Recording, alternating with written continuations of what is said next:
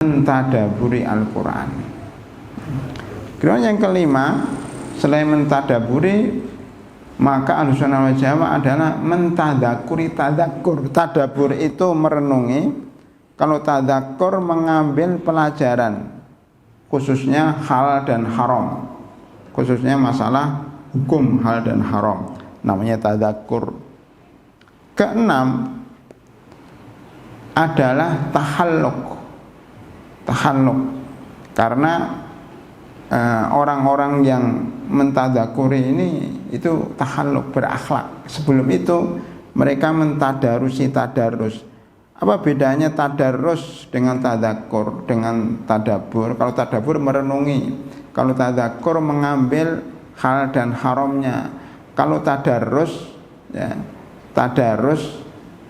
ya itu dengan cara membuat halaqah Al-Quran, membaca satu-satu sebagaimana pernah dilakukan oleh banyak orang.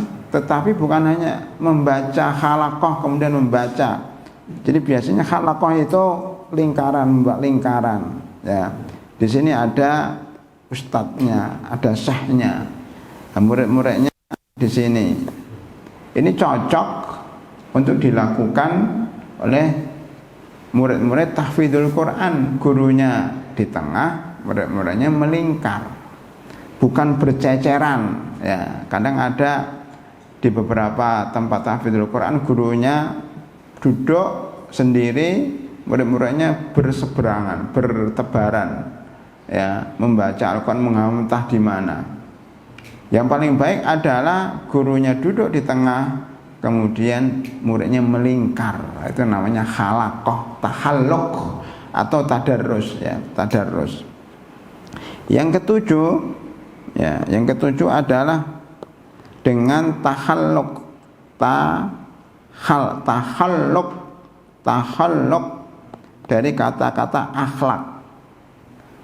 Tahalluk, ya, adanya mengambil akhlak dari Al-Quran. Wa innaka la'ala khuluqin azim, sesungguhnya engkau wahai Muhammad di atas akhlak, yaitu akhlak Al-Quran. Kana khuluqul Quran. Jadi menjadikan Al-Quran adalah menjadi akhlak kita, akhlak sehari-hari kita adalah akhlak dari Al-Quran. Itu namanya tahalluk. Yang kedelapan, ya, itu dengan tahkim. Kita berhukum dengan Al-Quran, bukan sekedar dibaca, bukan sekedar kita tadarrus, bukan sekedar kita membaca dengan tartil, ya, bukan sekedar kita tahalluk, tapi juga tahkim, dijadikan sumber hukum.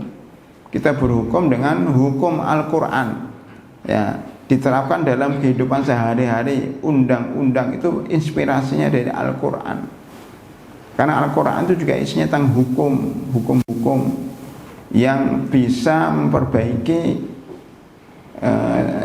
kehidupan sosial, ya, itu dengan Al-Quran, tahkim. Yang kesembilan, ya, tawasi.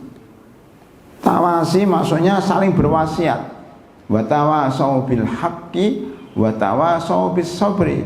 Wa tawasau bil haqqi artinya wa tawasau bil Quran, saling berwasiat untuk menghafal Al-Quran.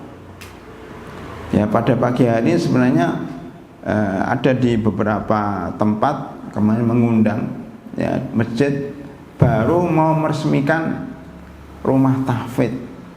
Ya, kami diundang, kami mengatakan tidak bisa karena kami ada jadwal di tempat lain, yaitu di Masjid Nurul Iman. Tapi mereka, ya, meminta untuk merekam wasiat, tausiah atau nasihat-nasihat serta dukungan untuk mendirikan rumah Al-Quran, karena ada yang mewakafkan satu rumah, membangunnya khusus untuk Al-Quran di samping masjid seperti ini kira-kira, ya. Nah, makanya kita tawaswi, kita menasihatin, ya, menasihati dengan Al-Quran, mendukung, karena memang yang mereka kepingin mensiarkan Al-Quran dengan rumah tahfidz. Itu namanya tawasi, saling mewasiatkan supaya anak-anaknya masuk ke rumah tahfidz Al-Quran, ya, tawasi. Jadi ada 9, mudah-mudahan bisa dihafal. ya. Cara menghafalnya Al-Quran itu diambil keberkahannya, tabarruk ya, dengan cara membacanya dan mentartilkan, membacanya dengan tartil ya, kemudian ditadaburi, ditadzakurin ya, kemudian tadarrus. Itu merupakan akhlak para hakim dan harus saling mewasiati. Jadi ada 9 cara berinteraksi dengan Al-Quran. Mudah-mudahan bisa dihafal. Baik, ini yang pertama sebagai tambahan ya. Yang kedua, Ahlussunnah wal Jamaah itu pada rahimakumullah itu selalu merujuk kepada sunnah atau hadis ya, kepada sunnah. Sunnah, as-sunnah merujuk kepada Al-Quran dan sunnah. Sunnah itu maksudnya hadis. Yaitu yang sama dengan cara membacanya, mendengarnya. Kalau di dalam hadis disebutkan nadzarallahu imra'an sami'a maqalati, dengan cara mendengar. Sami'a, Allah akan memberikan cahaya di wajahnya bagi siapa yang mendengar hadisku. Makanya perlu kita mendengar hadis dibacakan di sini Riyadhus Shalihin tiap habis sholat, hanya 2 menit saja supaya kita terbiasa mendengar. Nadzarallahu imra'an, Allah akan mencerahkan wajah orang yang mendengar maqalati, perkataanku. Fawa'aha, kemudian memahaminya. Ini kita ringkas dari hadis tadi ya. Kita mendengar dan memahaminya. Sami'a maqalati fawa'aha wa hafidhoha, ketika menghafalnya. Wa ballaghoha, yang keempat menyampaikannya. Balighu anni walau ayah fa ballaghaha farubba hamili fikin ila man huwa afqa minhu. Kadang-kadang yang menyampaikan itu, yang disampaikan itu menyampaikan kepada orang yang lebih pintar ya. Artinya disampaikan dan dipahami. Jadi ada 4 minimal untuk memahami sunnah. Jadi disingkat dengan 4M. Kalau tadi 9T, sekarang 4M.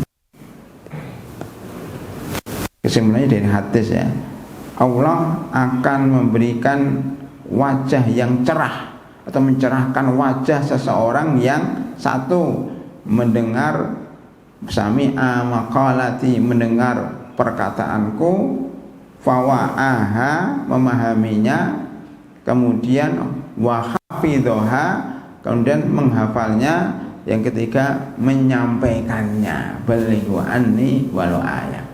Cukup, kata Imam Nawawi, cukup. Para ulama mengatakan cukup bahwa 4 ini menjadi keutamaan orang-orang yang mendengar hadis ya, memahaminya, menghafalnya dan menyampaikan. Udah cukup ya.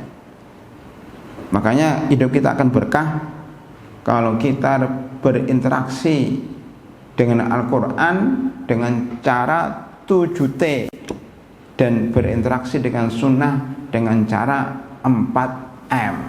Jadi disingkat dengan 7T 4M. Nah itu rumusnya seperti 7T 4M. 9T 4M. Alhamdulillah, berarti nggak ngantuk kan? Kalau saya 7T diam saja berarti ngantuk. Nah, 9T Ustaz, berarti nggak ngantuk. Alhamdulillah. 9T 4M dihafal itu. Ya. Ini sudah kita sampaikan sebenarnya pada pertemuan sebelumnya, hanya mengingatkan karena ilmu perlu dihafal, nggak dengar sudah selesai hilang, nggak dihafal. Ya. Sekarang yang ketiga sudah kita sampai juga, sudah kita lalui juga. Nomor 3 apa? Setelah Ahlussunnah wal Jamaah itu memahami Al-Quran dengan 9T dan memahami As-Sunnah dengan 4M, maka yang ketiga mereka masuk ke dalam Islam secara kafah. Islam kafah. Ya ayyuhalladzina amanu dkhulu fis-silmi kafah wa la tattabi'u khutuwatis syaitan. Itu Quran surat 2 ayat 208. Udkhulu fis-silmi, yaitu fis-silmi itu maksudnya dalam Islam. Silmi ini artinya Islam. Masuklah ke dalam Islam kafah, ya. Jangan setengah-setengah, jangan nanggung kalau masuk Islam itu, ya. Islam itu mencakup polexosbud hamkan, ideologi, polexosbud, ya, politik, ekonomi, sosial, budaya, dan hankam. Ada penggarisnya, kenapa? Polexosbud hankam, ya. Pertahanan dan keamanan. Ada yang salah ya. Udah nggak apa-apa. Polexosbud hankam. Baik. Ganggu nggak itu garisnya? Enggak ya? Baik. Hadirin rahimakumullah. Itu Islam kafah, udkhulu fis-silmi kafah, karena Islam itu mencakup seluruh lini kehidupan. Dari yang paling bawah, kalau dalam bahasa apa namanya, bahasa fikihnya, bahwa Islam itu mulai dari toilet, pembahasan toilet. Kalau masuk toilet itu bacalah Allahumma inni a'udzubika minal khubusi wal khaba'is, melangkah dengan kaki kiri sampai pembahasannya kepada masalah negara, ya. Ya ayyuhalladzina amanu atii'ullah wa atii'ur rasul wa ulil amri minkum. Jadi toilet sampai negara ada semuanya. Itu Islam, ya. Jadi Islam kafah itu Islam di seluruh lini kehidupan, ya. Ganggu itu. Baik. Aduh rahimakumullah. Kemudian yang keempat, kita hanya sekedar mengulangi. Yang keempat apa? Ahlussunnah wal jamaah itu selalu berdakwah amar ma'ruf dan nahi mungkar, ya, amar ma'ruf nahi mungkar, ya. Itu artinya apa? Memperbaiki masyarakat. Jadi Ahlussunnah wal Jamaah bukan sibuk sholat sendiri, tahajud sendiri, baca Al-Quran sendiri, dia cuek terhadap apa yang terjadi di sekitarnya. Enggak. Ahlussunnah wal Jamaah itu dia beribadah malam harinya, paginya beramar ma'ruf nahi mungkar dengan cara, ya, ceramah, kajian, atau mendatangi rumah-rumah untuk sholat, ya, atau memperbaiki masyarakat yang rusak, memperingatkan, ya, orang-orang yang berbuat jahat, ya, mengingatkan anaknya, istrinya, keluarganya, kerabatnya, ya, lingkungannya. Amar ma'ruf nahi mungkar itu banyak caranya, secara langsung maupun secara tidak langsung. Bapak bergaul dengan masyarakat, ya, memberikan contoh yang baik, itu termasuk amar ma'ruf nahi mungkar dan dakwah bil hal, ya, membantu orang-orang miskin dengan menyebarkan sembako, itu amar ma'ruf nahi mungkar. Ini tadi katanya ada acara apa namanya, sebagian jamaah pergi, ya, ada acara mungkin mau rehlah ke puncak atau apalah, ya, itu juga amar ma'ruf nahi mungkar, ya. Memberikan, mendampingi, ya, para jamaah untuk berkreasi, ya. Di situ ada amar ma'ruf nahi mungkar. Kemudian juga ada koperasi di masjid, ya, koperasi syariah, itu juga amar ma'ruf nahi mungkar dalam masalah ekonomi, membebaskan orang-orang dari riba bank, ya, kepada koperasi syariah yang ada di masjid. Itu amar ma'ruf nahi mungkar dari beberapa sisi dan bentuk. ya, kuntum khaira ummatin ukhrijat linnasi ta'muruna bil ma'ruf wa tanhauna 'anil munkar, ya. Itu dalam surat Ali Imran, ya, ayat 104 dan 110, ya. Wal takun minkum ummatun yad'una ilal khairi wa ya'muruna bil ma'ruf wa yanhauna 'anil munkar, ya. Ya, itu ada di dalam surah Ali Imran 104 dan 110. Baik, yang kelima. Ini sudah selesai, berarti yang kelima sekarang. Hari ini kita bahas yang kelima. Yang kelima itu memberikan loyalitas. Ya, ini sudah selesai semua, kita bahas pada pertemuan yang lalu. Ini berapa bulan ini? Ini bulan pertama, bulan nomor 1 itu 2 bulan. Ya, ini bulan pertama, bulan kedua. Nomor 2 ini 1 bulan, jadi bulan ketiga. Keempat ini, ketiga ini bulan keempat. Keempat ini bulan kelima. Jadi sudah setengah tahun kita membahas ini, karena sebulan sekali, ya. Baik, nomor 5. Hari ini kita membahas apa? Memberikan loyalitas, ya, memberikan loyalitas, loyalnya, ketaatannya, kecintaannya hanya kepada Allah dan Rasulnya, sekaligus berlepas diri dari kesyirikan dan kekufuran, ya. Berlepas diri dari orang-orang kafir, ya, dari selainnya, gitu aja mudah, dari selainnya. Selainnya itu diantaranya syirik, setan, menyembah setan, ya. Apalagi kafir, dari kekafiran, dari kesyirikan, dari nifak, dari kemunafikan. Berlepas diri dari seluruh selain Allah dan Rasulnya serta orang-orang beriman, dan berlepas dari kesyirikan, kafir, dan nifak. Dalilnya, coba lebih paham apa sih maksudnya berloyalitas kepada Allah dan Rasulnya serta berlepas diri dari selainnya. Dalilnya adalah satu, dalam surat Al-Maidah yang sangat terkenal itu, Al-Maidah ayat 51, yang buat heboh bangsa Indonesia berapa tahun yang lalu, ya, 8 tahun yang lalu, 16 kali, ya, 8 tahun yang lalu terjadi heboh sangat besar, ya, karena Al-Maidah 51. Ya ayyuhalladzina amanu la tattakhidul yahuda wan nasara awliya ba'duhum awliya'u ba'dhin. Wahai orang-orang beriman, janganlah engkau menjadikan orang Nasrani, Yahudi. Kita tahu Yahudi sekarang lagi rame, ya. Ramenya ada 2 sisi. Yang paling terakhir adalah karena mereka membunuh salah satu pemimpin perjuangan Palestina, Hamas, ya.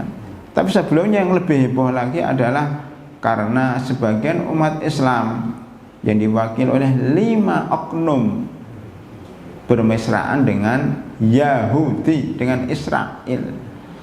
Padahal Allah Subhanahu wa taala memerintahkan kita untuk berlepas diri, la tattakhidul yahuda wan nasara awliya. Kalau kita mendatangi undangan mereka, bermesraan dengan mereka, mengadakan kerjasama dengan mereka, padahal dalam satu waktu mereka membantai umat Islam, membunuh bayi-bayi, membunuh wanita, ya, menghancurkan rumah-rumah pemuda orang Islam. Ini sesuatu yang sangat ironis, yang sangat menyedihkan, yang membuat marah dan geram seluruh masyarakat muslim dunia, terutama orang-orang Indonesia. Maka terjadilah heboh, ya, karena, ya, 5 orang ini dianggap bukan orang bodoh, orang-orang pintar, para intelektual. Bahkan katanya ada orang profesor, ya, yang mengundang ya para pembicara Yahudi di suatu masjid ya, masjid sangat besar, masjid kebanggaan orang Indonesia, luar biasa. Mana ilmunya itu, mana mereka dari Al-Maidah 51. Makanya Al-Maidah 51 harus digaungkan lagi. 8 tahun yang lalu mungkin banyak orang lupa. Ini digaungkan lagi. La tattakhidul yahuda wan nasara auliya. Termasuk Nasrani, kita tidak boleh menjadikan Yahudi sebagai teman dekat. Wali, auliya. Wali ini maknanya banyak, ya. Maknanya bisa teman dekat, maknanya bisa pemimpin, maknanya bisa orang yang mengetahui rahasia.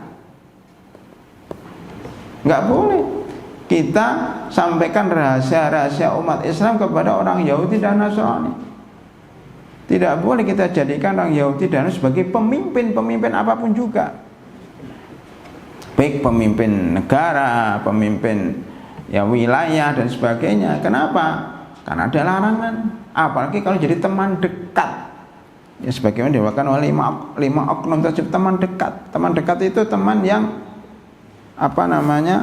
yang mengetahui seluk-beluk kita, ya, mengetahui seluk-beluk umat Islam, ya, mengetahui rahasia-rahasia, jadi teman dekat. Kalau teman biasa boleh.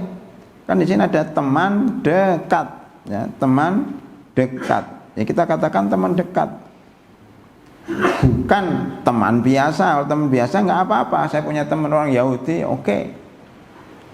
Bahkan suatu ketika kita ada di DSN, Dewan Syariah Nasional, dan menjadi salah satu Dewan Pengawas Syariah, itu punya perusahaan-perusahaan non-Muslim.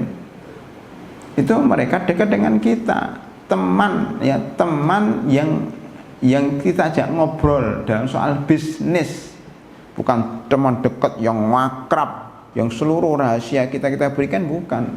Dalam muamalat tidak apa-apa, tetapi kalau kita berikan leher kita, ya, kemudian kita berikan punggung kita kepada mereka, tidak, ya. Oleh karena itu loyalitas hanya kepada Allah dan Rasulnya. Surat Al-Maidah 551. Kemudian ada juga surat Ali Imran ayat 28. La yattakhidul mu'minunal kafirina awliya'a min dunil mu'minin. Ya. Seorang mukmin itu tidak boleh mengambil pemimpin dari orang-orang kafir. La yattakhidul mu'minunal kafirina awliya'a min dunil mu'minin. Juga dalam surat Ali Imran 118, ya ayyuhalladzina amanu la tattakhidhu bitanatan min dunikum. Itu ada kata-kata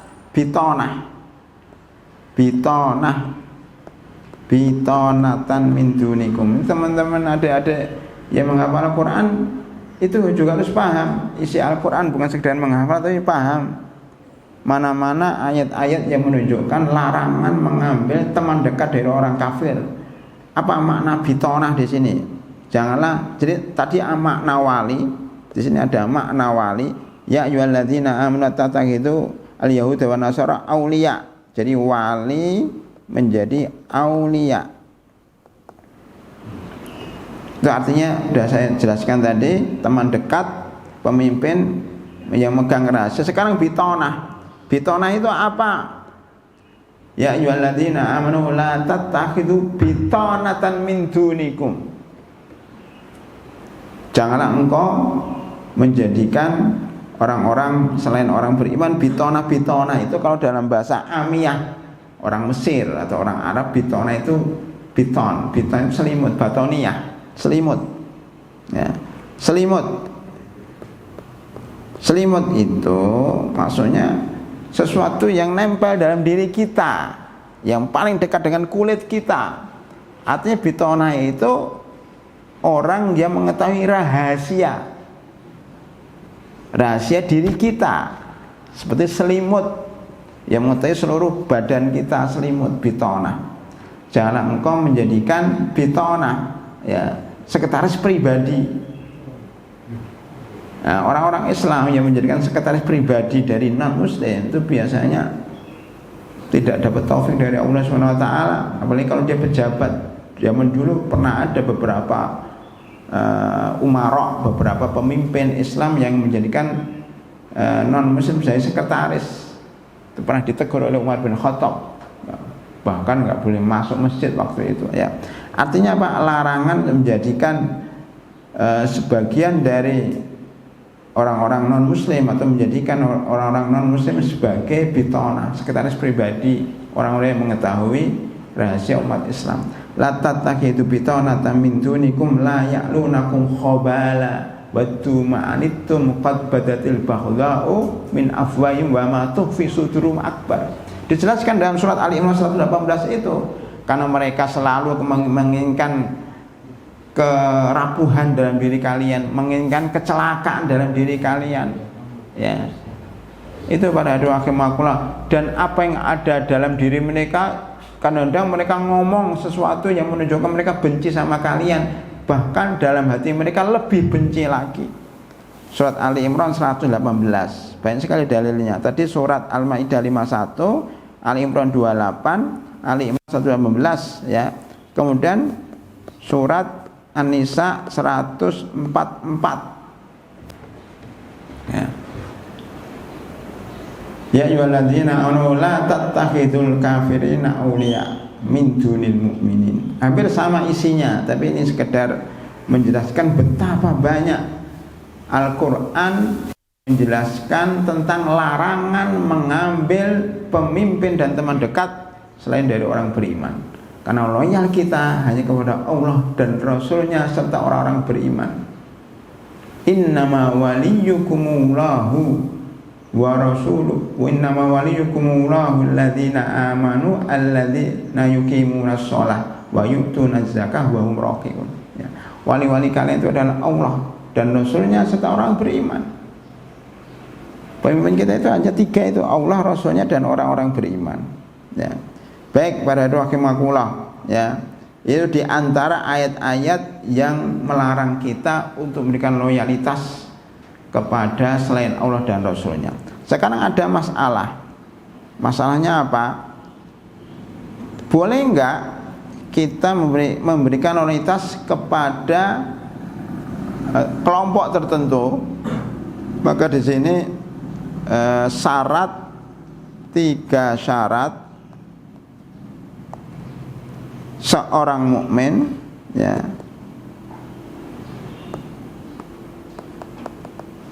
masuk dalam kelompok atau ormas atau yayasan atau jamaah. Jadi ada 3 syaratnya. 1, hendaknya